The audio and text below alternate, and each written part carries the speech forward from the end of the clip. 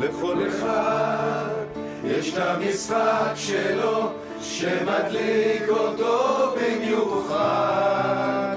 לכל משחק יש החוקים שלו שאותם לא זוכר אף אחד. בימי חמישי בלי נשים, בלי ילדים, הם חומקים בחשאי למועדון התאילנדי.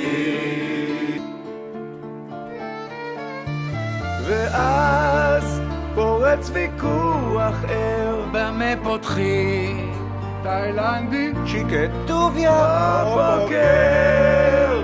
דרכים רבות יש להמר וכל אחד רוצה משחק אחר. רק על שץ כולם מיד מסכימים, כי יש שץ כולנו אוהבים. שלום חבר. חבר, אתה חסר. חבר, אני זוכר. הזמן עובר ואתה חסר. לכל אישה יש את המפסיד שלה שחוזר הביתה מושפל.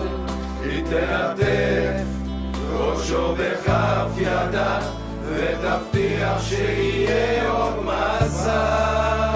בימי חמישי יש לי ערב חופשי, ורק פעם בשנה יש ארוחה שנתית. ואז אחרי 20 שניות הם קצת שותים ולא יודעים יותר מה הם אומרים.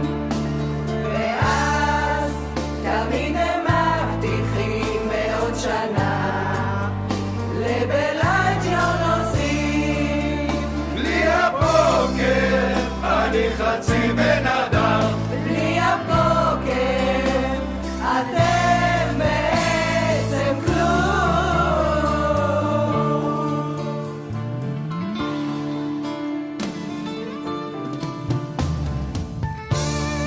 מה יש לך?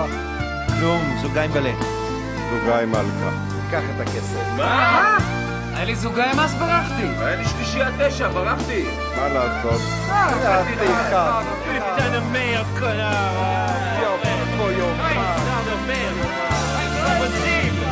וכאן בארץ האבות שלי היחידה שמדליקה אותי, נמשיך לשתות ולשחק ולא נשכח את שאמר